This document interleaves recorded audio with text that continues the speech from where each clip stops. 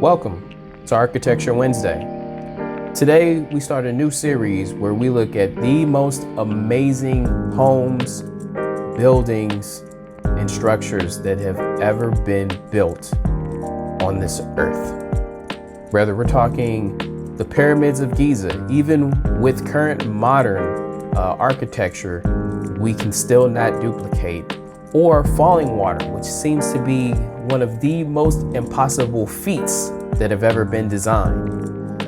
We will look and go from architectural buff novices to architectural intermediate buffs. Now, this is a very special series for me. I thought about even including mini documentaries, but I feel like some of these brilliant minds that have come together to bring us some of the most amazing designs that just will stand the test of time as far as being unique and livable, in addition to being appreciated as their own museum. I felt like I could never do it justice, no matter how many hours that I could put in to gather information. I just felt like there's someone who's doing that significantly better than me. So as a person who simply just appreciates architecture in general, I just want to speak from a standpoint of a normal human being who doesn't have the knowledge of why they would put a beam here and not a beam here, right?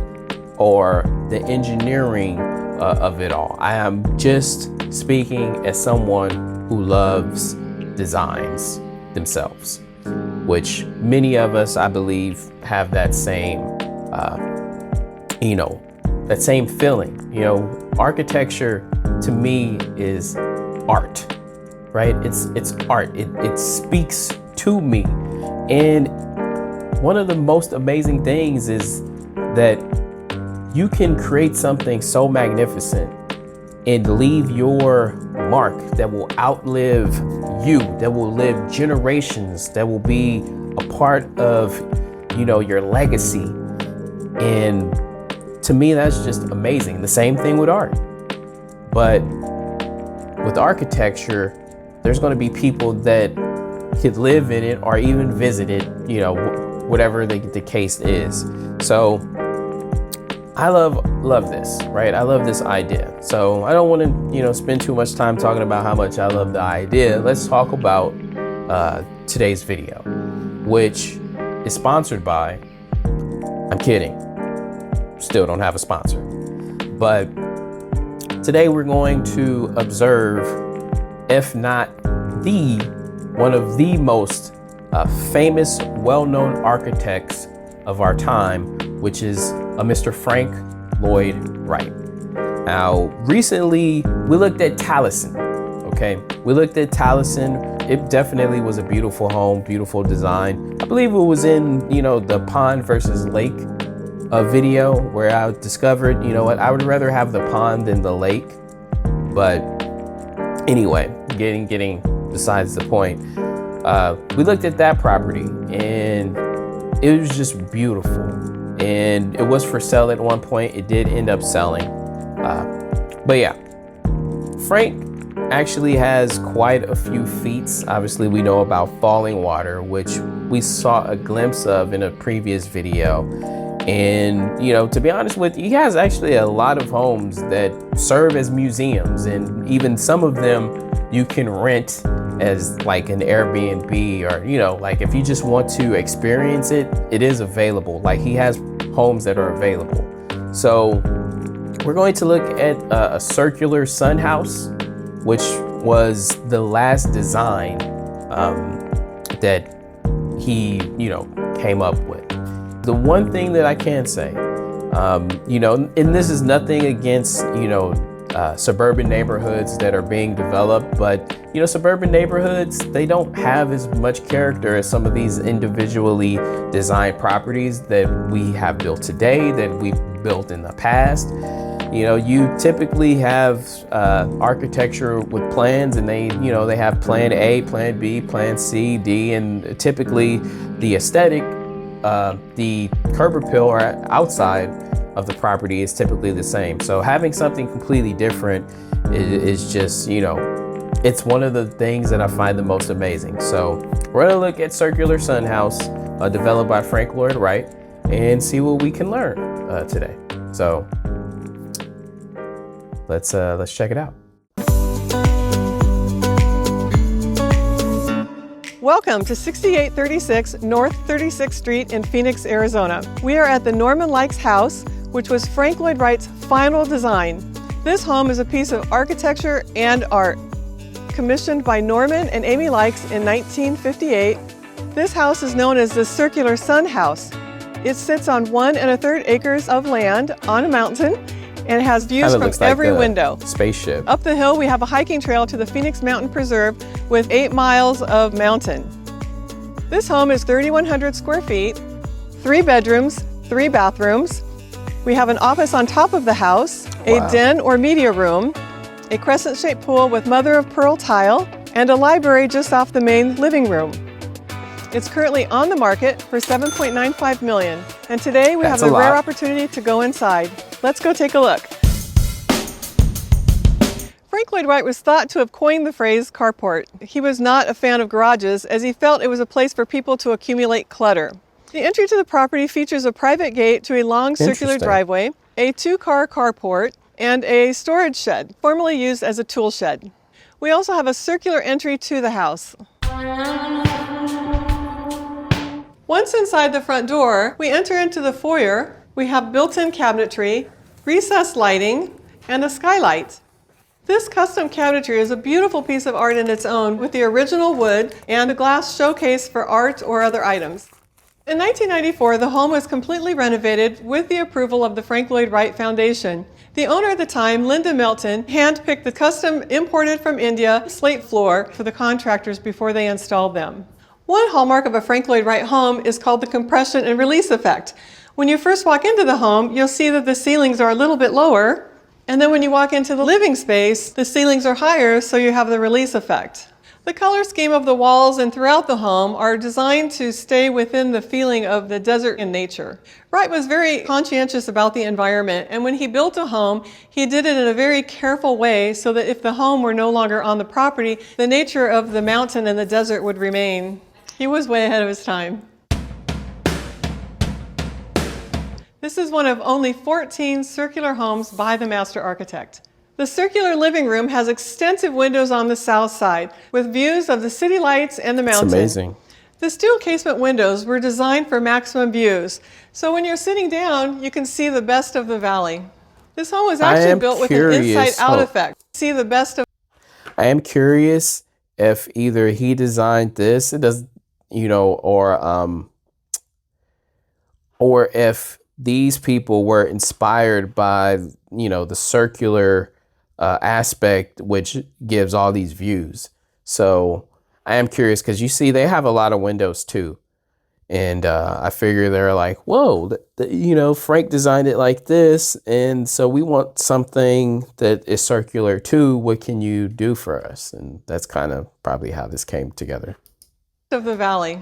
This home was actually built with an inside-out effect. So when you're inside, you can see the outside of the house. And when you're outside, you can see the inside. There's also windows above for extra light. This home has extensive woodwork, including the built-in Philippine mahogany entertainment center. The built-in seats have additional storage underneath, and there's a newspaper rack. Every Frank Lloyd Wright home has an original fireplace. The fireplace contains a circular aggregate and concrete hearth with the truncated cone, similar to that seen in the Guggenheim Museum. Just off the living room, we have a library, which I'll take you to next. Here we are in the library. This was part of the original design. The shelves are iron clad in golden-hued Philippine mahogany, which is continuous throughout the whole house. The library contains a wet bar with doors that close for privacy.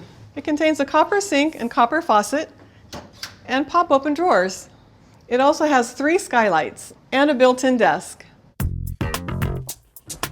Now we are in the den or media room. This is a cozy room which is perfect for reading or relaxing, and it has a built-in entertainment center, shelving, and we have small windows showing the mountain views and the beautiful desert. Frank Lloyd Wright considered a kitchen a workplace because it was the place to create nourishment for the family. Wright liked things very close and compact, and this kitchen reflects that. The kitchen contains steel-wrapped countertops throughout. We have a circular island that's mobile and Philippine mahogany cabinets. The cabinets were rebuilt on site during the remodel in 1994. The kitchen also features 2 pantries, and the stovetop was originally gas hooked to propane and recently changed to electric. Also, the windows in the kitchen were replaced. In 1994, when the house was remodeled, the owner had sent the architects back to Hope's Windows in New York to purchase windows that would actually open and ventilate. When you're outside the home, you can notice the windows from the kitchen being half circles, and the windows from the office are also half circles that may remind you of a ship. However, it goes within the circular design of the home. Right off the kitchen, we have the circular stairway that goes up to the office above the kitchen. The office or second floor study sits atop of the home and features extensive woodwork, bookshelves above, a magazine rack, cabinetry, and a built-in desk. Wright designed this office so that everything is within fingertip access. The windows were designed so that you have the best of the views of Phoenix at eye level. Also within the theme of circles, we have a circular skylight just above the desk to provide the best amount of lighting in this room. The second floor study was an alteration of the original plan by John Rattenberry. John Rattenberry is the architect that worked alongside Wright from the beginning to the end of this project. In the original design, this room had an additional space where Mr. Likes would go to concentrate. During the remodel, that room was eliminated to make this a much more open space. Leading us from the living room to the bedrooms, we have a curved hallway with 5-foot-high Philippine mahogany cabinetry alongside the entire wall throughout the bedroom hallway. These cabinets are the main storage for clothing, although there are built-in cabinets and desks in every bedroom. Not too many hallways are multi-purpose like this one to have the design with the skylights, the recessed lighting, and again, the home is designed to bring in all the natural light of Palm Canyon. From this hallway, I'll take you into one of the guest rooms. This home has 3 bedrooms. We're in the center bedroom now, which is also en suite, which means it has its own private bathroom. It has extensive cabinetry, a built-in desk, and a wardrobe. The home also features the nightstands, which were custom built to blend with the cabinetry, which is built in. You'll see the wall is circular with the windows. From lying in bed, you can view the beautiful mountain and the city lights below. And unique to this home is the custom-built chairs, which are Frank Lloyd Wright style from 1967. This home comes with 4 chairs similar to this one. The bathroom entry blends into the natural woodwork with a hidden door handle. This bathroom was remodeled in 1994 with floor-to-ceiling rose quartz tile, including the ceiling being tiled. We have the original wood paneling doors and walls, and like every other room, the bathroom has a view. Primary. The primary bedroom has curved wall-to-wall windows with an amazing view of the Phoenix Valley and mountain areas. This bedroom was expanded in 1994 when the home originally had 5 bedrooms and it was remodeled to 3. The primary bedroom includes a balcony which is cantilevered. When you look at the side of the house, you'll see this triangular balcony that's just hanging in air right off the edge of the house. This provides 270-degree views of the valley. It's breathtaking, but even more breathtaking when you're on the balcony. And leading us into the primary bathroom is the rose marble floor. Like it. The bathroom features a jetted tub, bookshelves. Nice. We have built-in shelving and desks, built-in wardrobe with the original woodwork which was refinished. And in the renovation in 1994, the rose quartz was added not only in the bathtub area, but the water closet and the shower. The primary bathroom includes a vanity and dressing table, and the shower with floor-to-ceiling tile. And continuing with the circular design is the circular skylights in both the shower and the dressing room, bringing a lot of light into the house. The sparkling pool is a crescent shape with mother-of-pearl tiles, and it's surrounded by a slate patio, circular block wall, water feature, and beautiful mountain views of Palm Canyon. A fun fact is during the renovation in 1994, all of the metalwork from the windows and the metalwork around the property was repainted with the bronze color of a 1969 Chevrolet. Frank Lloyd Wright was known to say that a great piece of architecture makes the hill upon which it resides more beautiful. This home is a perfect example of that. We can see the best of Master Architect Wright's hallmark in this building. This home has undergone extensive renovation and was approved by the Frank Lloyd Wright Foundation. Frank Lloyd Wright's final design was one of the most dramatic of his career and a piece of architectural history. And it's on the market for $7.95 million. So as you can see, we have the current listing of Frank Lloyd Wright's last design, the Norman Likes house, which is also referred to the Circular Sun house. So yeah, now I went from architectural buff novice to intermediate architectural buff.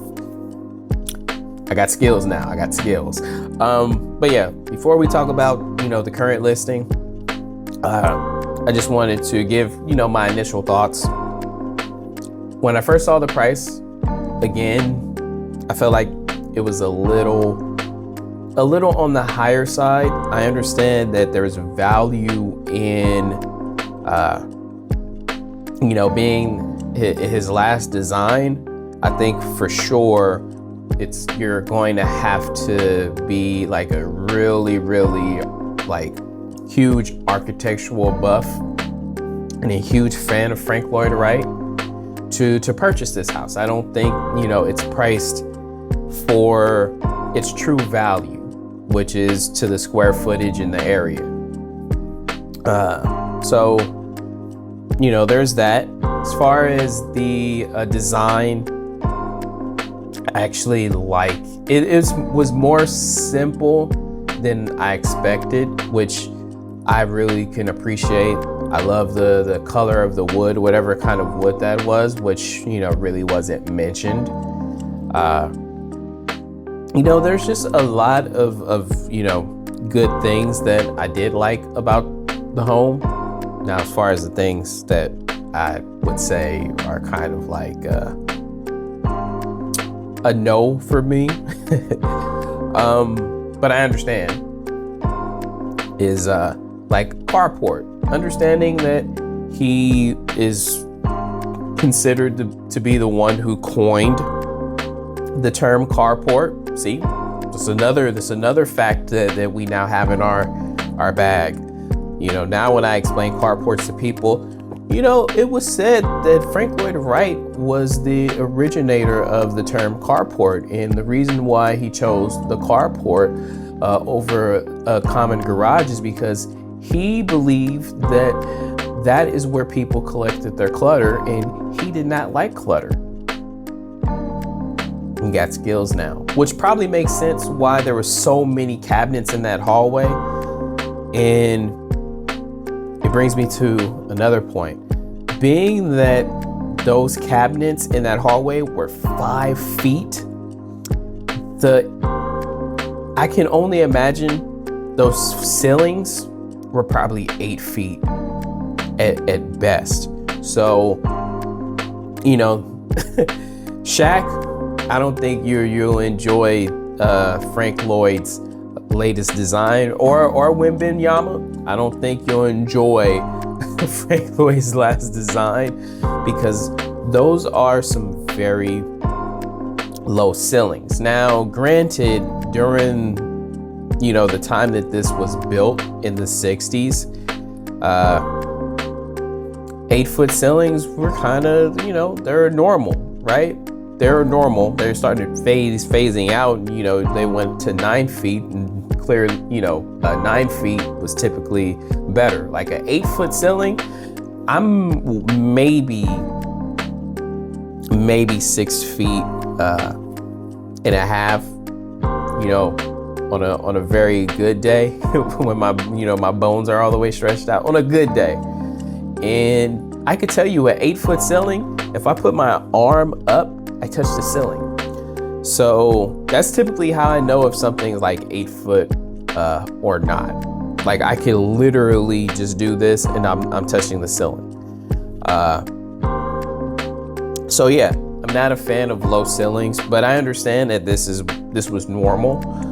I like the fact that the kitchen, the office rather, the office was right above the kitchen. You know, you can go to the office because I typically, you know, work in my office, and then I'll, you know, be doing something. I'll be like, all right, let me send off this email, and then I'll go grab a snack, and then I grab a snack. You know, like I go, let me finish this video. All right, snack. So yeah, I like that particular part of the design with the kitchen in the office. I love how there's just windows everywhere, but it's not like what we see today, which is floor to ceiling. You know, like it was just enough for you to see out, which brings me to another thing that I kind of, you know, not the biggest fan of is the inside outside windows, or I think that's what she said it was, where you could see inside as well as you can see outside. I'm not a fan of that because I value privacy, and you know, for me this is like a retirement type of area, like this, you know, Arizona in the mountains, you know, and I'm not gonna lie to you, would like to just walk outside and, you know, be naked a lot, and, you know, be naked in my house. And, you know, the idea that someone, you know, with an amazing camera or even a drone could just, you know, look inside the house with their camera and stuff is a little creepy. And, you know, telescopes and binoculars, and it's just a peeping Tom thing. So it could be a part of me just being paranoid, you know, but yeah, more or less, I like the views that you get from the house. But yeah, like I said, other than you know, the outdating factor of the low ceilings and you know, the feel of lack of privacy, or at least for my anxiety in the carport, I prefer obviously a garage. So it's just like a lot of people do, and you know, a number of people use their garage as a gym, not just to clutter your stuff, but I totally understand the brilliance in that thoughtfulness of Frank. Is less clutter. Like, you don't need it. If it has no function to your home or your living, your life, then you don't need it. So I get that. I don't have clutter in my garage. My garage has stuff in it that has no function in the house. So that's why I said I understand where Frank was going with that. So totally respect that brilliance. But yeah, I can't say anything else about the house. Like I said, I love the wood. I like the design flow, and you know, I just think it's a well-designed home. You know, I think it's well designed, and you know, it feels like it is part of the mountain. It doesn't stick out like, you know, like this house right here, this box, this box, which I'm sure this looks beautiful inside and even outside, but you know, from what we see, is a box. But yeah, so let's talk about the current listing. Since we have it up, let's talk about the current listing and the price. I do believe that it's a stretch. Like, obviously the market has suggested that it's a stretch, meaning, you know, being first available, when was it first available? Because I know the video is from 2021, but that doesn't necessarily means when the house was first available for sale. That just means that that's when they did the marketing video. Okay. So it was listed. So it looks like they may have rented it. $16,000, a month. That's a lot. I'm not gonna lie to you. That's a lot. Sold in 2019 for just shy of $1.7 million. Now that's a huge like wow. Considering that it's sold for less than 1.7. I can only imagine that the upkeep of the property, for example, was pretty good. And, I don't think that there's a justification of now 7 million, because when this video was posted, the house was listed for 7.95 million, which really is 8 million to people who have that kind of money. They don't really see 50,000 as being as effective to the price. So to them, that's 8 million. So we'll just call it 8 million just to be round. Like, I don't see 6 million in any type of renovation. Like there's not 6 million poured into that house, let alone, let's not even call it 6 million. Let's call it 2 to 3 million. There's not 2 to 3 million poured into that place that would justify the price increase. There's just not. Now, maybe if they were closer to like 5 million, I'd probably be sold already to again, someone who really likes Frank Lloyd Wright. But yeah, to go from this, a whole 6 million, and then to come back out and be priced another million above that. So now priced at 9 million for a property that,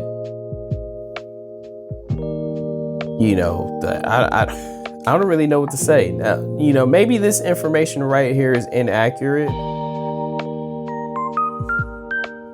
that it's sold for just shy of 1.7, but I kind of feel like it's not. But maybe I'm wrong.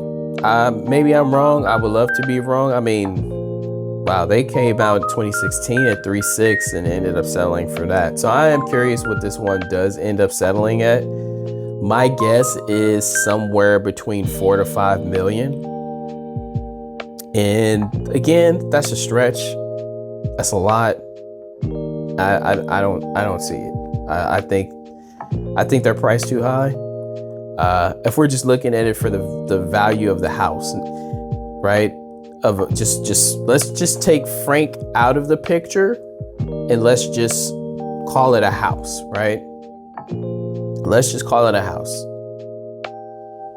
Okay. Let's just look at it as a house. We appreciate the design. We like that. I don't know if these windows are single pane or dual pane, which affects the temperatures in the house if you're not familiar. Also, it reduces noise. I mean, we like a lot of the stuff. Again, the ceilings are really, really low. And today, it's the opposite of modern. And then you look at stuff like this washer and dryer. It's like, you want the highest number possible, but it just doesn't feel justified. Like, there's no justification to that. Like, this stuff doesn't feel like millions of dollars were poured into it. You know what I mean? So, yeah. There's no closets. It's only cabinets, which, it's I mean, kind of at this price point, these are things that you want, right? Now, again, if you are like an architectural buff, this might work for you. But if you're just like in the area looking to buy a house, this to be honest with you, this is not, right? It's not, right? This room is small, cozy, and yeah, there's just nothing other than the design, okay? The design. There's nothing other than the design that would make me interested in this house. Now let's bring in the Frank Lloyd Wright part of it. Right? Let's bring on the Frank Lloyd Wright part of it. This is not on the level of Falling Water or, you know, something that's just like completely unimaginably possible to recreate and would take millions to recreate. So this isn't that. This isn't that, right? And because of that, you know, like that Frank Lloyd Wright desire, it's, you know, like where you just have to have it because it's just one of the eighth wonders of the world. This isn't it. This isn't it. Taliesin is like night and day, like insanely better than this. And this Taliesin is also in Arizona, right? Taliesin is also in Arizona. So, you know, not too big on that. Yeah, I as much as I like this place, I don't like it at $9 million. I just think that's crazy. And then when you have the information that anybody could just see, you know, what it was purchased for, and then you just start figuring, you know, dollar signs, and like there's not enough square footage to justify the price increase. You know, you could have put 2 to 3 million in it, and I mean, at the square footage, you're not putting in that much money into it. At the square footage, if you like gutted everything, and I really, really mean gutted every single thing, right, and redid the soil and the engineering, you may spend $1 million. So we're talking what, about 2.7, right? $4 or $5 million. I don't see it. I'm just being honest. I don't see it. So yeah, I think it's overpriced. I don't care who designed the house. I think this is overpriced. It's not one of his more significant properties. Is just the last one that he designed, but it's not one of his more significant properties by any stretch. It's not one of his more significant designs by any stretch. So this is like a house, like a 60s, definitely a 60s house. This is like a nice twist on a 60s house. Like this is like the perfect 60s house, but it's like the modern version, like how we, you know, see the floor to ceiling glass. This was that for the 60s. So yeah,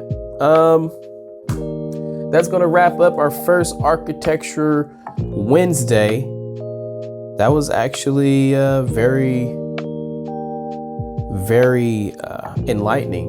I feel like I learned a nice, you know, array of things. I now look at carports a little differently, knowing that the brilliant mind of Frank Lloyd Wright is more than likely responsible for that take. And, you know, when you see a carport now, you just think of him. Like, hey, the carport is here so you don't clutter. Now, if I have a house to sell with the carport, it's a feature of Frank Lloyd Wright. So yeah, I love you guys.